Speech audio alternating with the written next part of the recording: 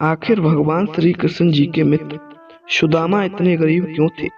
नमस्कार राधे कृष्णा दर्शक बंधु दर्शकों, आज हम आपके लिए एक और नई वीडियो लेकर के हाजिर हुए हैं, जो कि इस वीडियो में हम जानेंगे कि भगवान श्री कृष्ण के मित्र जो सुदामा थे, वह इतने दीन दुखी गरीब कैसे रहे।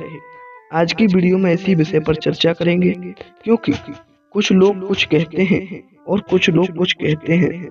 कोई कहता है कि भगवान श्री कृष्ण ने उन्हें श्राप दिया था, कोई कहता है किसी और ने दिया था।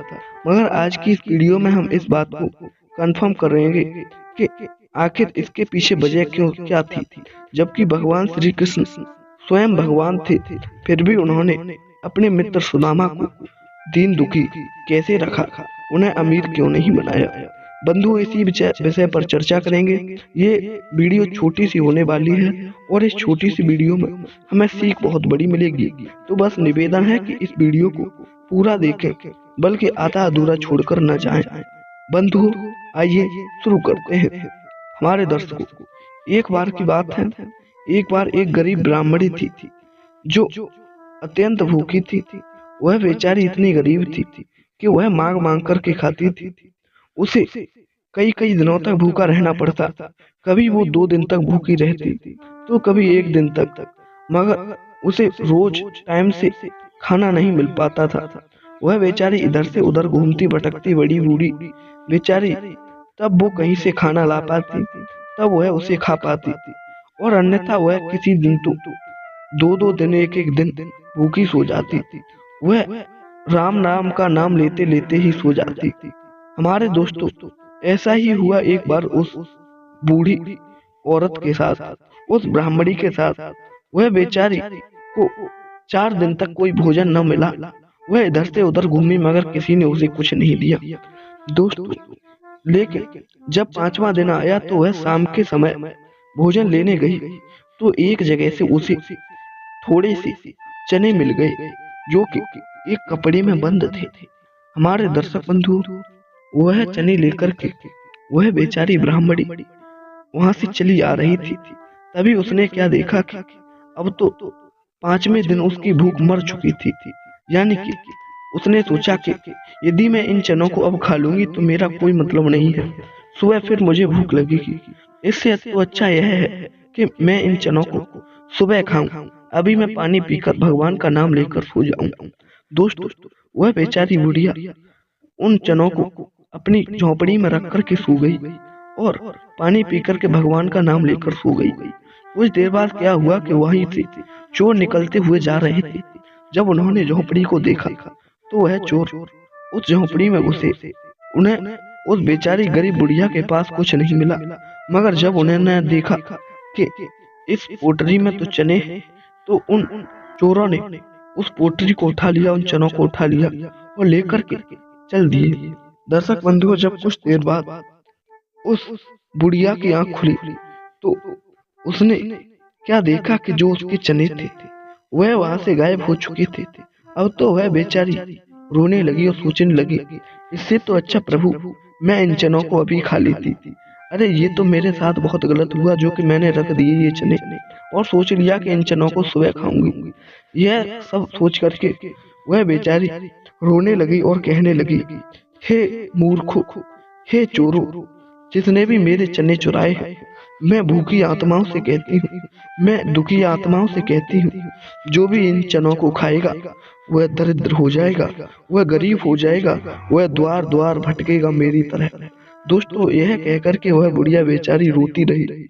उधर क्या होता है कि जो चोर उन चनों को ले गए थे, वह जाकर के जो सांदीपर ऋषि थे, जो भगवान श्री कृष्ण और सुदामा जिनके यहाँ पढ़ रहे थे, वह चोर वहीं से निकलते हुए जा रहे थे।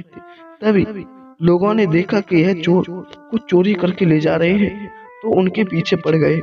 इसीलिए वह चोर सांदीपन ऋषि के आश्रम में छुप गए। उधर जो सांदीपन ऋषि जी की पत्नी थी, जो गुरु माता थी, उन्होंने एकदम से देखा कि उनकी झोपड़ी में कोई घुस आया है। तब उन्होंने आवाज लगाई और कहा, अरे कौन है जो झोपड़ी में घुसता आ रहा है। हमारे दर्शक बंधु, इतना कहकर के वह जैसे ही चोरों ने इतनी बात सुनी तो वह डर गए और उन्होंने हपकपी में वह चनाव की पोटरी वहीं पर छोड़ दी और वहां से भाग निकले। हमारे दोस्त, दूसरा दिन क्या होता है कि जब वहां पर आश्रम में लकड़ी खत्म हो जाती है तो वह जो गुरु माता थी, सांदीपन ऋषि की जो पत्नी थी, वह उन कृष्ण जी से और सुदामा से कहती है कि जाओ और तुम जंगल से लकड़ी लेकर के आओ।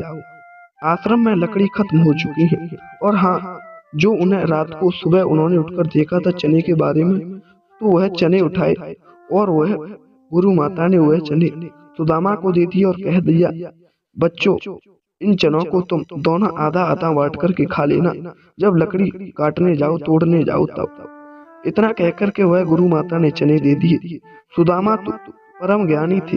सुदामा को तो एक एक बात पता थी। उन्होंने जब इस चने की पोटली के पीछे का रहस्य देखा तो वह दंग रह गए और सोचने लगे, ये चने तो श्रापित हैं। इन चनाओं में एक बुढ़िया का श्राप लगा हुआ है। जो भी इन चनाओं को खाएगा वह दरिद्र हो जाएगा। मगर वह चने खाने ही खाने थे, क्योंकि वह चने गुरु माता ने दिए थे। दर्शक बंधुओं, क्या होता है कि उन चनाओं को लेकर के सुदामा जा रहे थे, तो उन्होंने सोचा यदि इन चनाओं को भगवान कृष्ण जी खाएंगे तो वह तो गरीब हो ही जाएंगे, मगर उनके साथ साथ में जो भी उनके भक्त हैं वह भी गरीब हो जाएंगे। यह ब्रह्मांड गरीब हो जाएगा, यह मनुष्य लोक, यह पृथ्वी लोक गरीब हो जाएगा। यह सोच करके वह सुदामा जी सोचने लगे, ऐसा करता हूँ, इन चनाओं को मैं खुद ही खा लेता हूँ। मैं तो इस गरीब को झेल सकता हूँ, मैं अकेला ही गरीब रहूंगा। मगर ये चने मैंने कृष्ण जी को दे दिए तो वह तो गरीब हो ही जाएंगे, मगर उनके साथ साथ ये पृथ्वी लोक भी गरीब हो जाएगा। यह सोच करके बेचारे सुदामा जी लकड़ी काटने पहुंच गए और ऊपर चढ़ करके और वह सुदामा जी उन चनाओं को खाने लगे। वह ऊपर खाते खाते नीचे जब आवाज कृष्ण जी के पास पहुंची तो कृष्ण जी ने कहा, अरे सुदामा भाई, क्या खा रहे हो? तब उन सुदामा जी ने कहा, कुछ नहीं भाई, ठंड पड़ रही है कड़ाके की, इसीलिए मेरी दांती बज रही है, इसीलिए आपको कड़ कड़ की आवाज सुनाई दे रही होगी। इतना कहकर के वह सुदामा ने उन चनाओं को खा लिया था, जिससे उन्हें उस बुढ़िया का श्राप लगा, जिससे वह गरीब रहे। दर्शक बंधु, यही थी छोटी सी कहानी कि सुदामा जी गरीब क्यों रहे।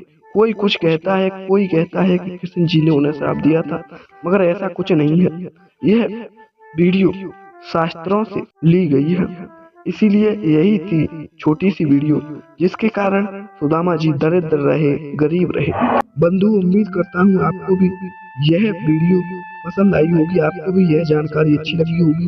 यदि आप ऐसी ही और भी जानकारी लेना चाहते हैं, यदि हमारे चैनल पर आप और नई कहानियाँ सुनना चाहते हैं, तो हमारे चैनल को कर लें सब्सक्राइब और वीडियो को लाइक जरूर कर दें, जिससे हमारा हौसला बढ़े और हम और भी नई नई वीडियो रोज लाते रहें।